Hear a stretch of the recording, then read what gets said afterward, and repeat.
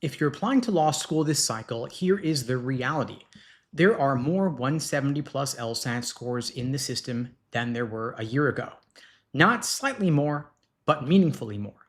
And that changes LSAT scholarship leverage, even if your score itself hasn't changed at all. Let me explain what's actually happening here. Overall applicant volume is up compared to this point last year. And that matters, but it's not the most important part. What matters more is where the growth is concentrated. The biggest increases are in the 165 plus score bands.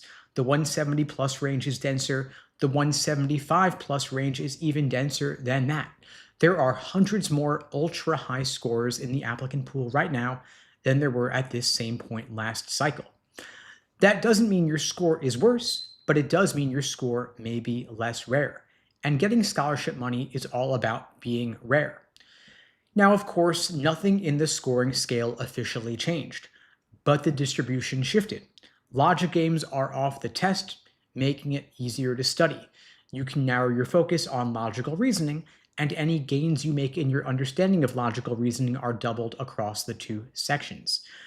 Additionally, LSAC has made it easier than ever before to get extra time accommodations. With more time, of course, easier to get more questions right. And there has been a rise in LSAT cheating with the rise of the remote LSAT. The LSAT has been hacked. A lot of undisclosed test forms were circulating. And of course, that has contributed to higher scores as well. LSAC is taking steps to reduce the consequences of the cheating going forward and the incidences of it, but still, there are plenty of folks out there in the applicant pool with higher scores than they might have deserved. So the result of all this is pretty simple. High LSAT scores are more common this cycle than they were recently. And when strong scores become more common, leverage, of course, shifts as a result. Sad to say it, but it's true. Now, getting into law school and getting scholarship money, of course, is not the same thing. Admissions is out always asking, does this applicant help our medians? When they're looking to give out scholarship money, though, they're asking, how much do we need to spend to secure this applicant? When a 172 LSAT score is rare, schools have got to compete for it. But when there are plenty of 172 plus scores, schools don't have to stretch quite as far financially. And so that's where the pressure shows up. Not always in rejections, often in less scholarship money, because scholarship budgets are set in advance. They don't expand automatically just because there are more strong applicants in the pool. And so when high scores increase faster than financial aid budgets, money tightens at the edges. That is the simple and real dynamic.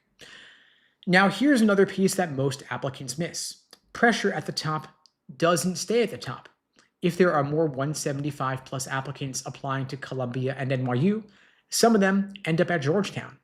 If there are more 171 plus LSAT scores competing at Georgetown, some of them compete at UCLA or Texas. And if there are more 168s in those pools, that pressure continues downward, so the density spreads. All this to say, even if you're not targeting a top 14 law school, you're still affected by the score growth at the top. So this year, the question is not, am I above the median? The better question is, how comfortably above the median am I in a denser, high-scoring market, high-scoring applicant pool? If you are barely above median, your leverage is going to be thinner than it might have been in a softer cycle. The difference between a 168 and a 171 can matter more.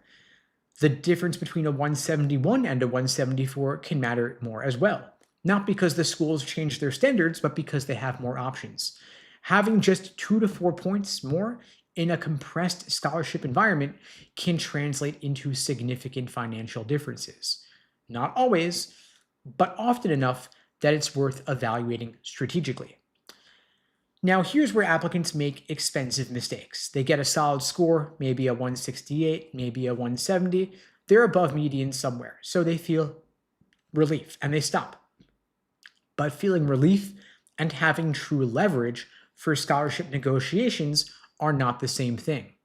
In a year with greater LSAT score density at the top, above median is not automatically strong positioning. Your score has to be evaluated in the context of this application market, not last year's. Now, you might be thinking, should I retake? And the truth is, not everybody should. If you've plateaued, if you're exhausted, or if you're already significantly above your target medians, it's a different story. But if you're only a few points above or at, or maybe even below your practice average, or you're sitting right at the median, or you're a handful of questions away from reaching a higher score band, you might want to retake. If you see clear areas where you could fix your weaknesses, maybe you should retake. And this cycle, given how competitive it is, it may reward marginal improvement even more so than usual. Even taking the LSAT in April might be worthwhile. And I know that April feels late, but strategically, most schools do accept April LSAT scores, and most will reconsider scholarship offers when you give them a higher LSAT score. Even a small separation above the rest can create meaningful leverage. So while high LSAT scores are more common, there are fixed seats for law schools, and scholarship budgets are fixed as well. And so when you have more high scores, the leverage shifts subtly towards the schools unless you create separation, unless you can distinguish yourself.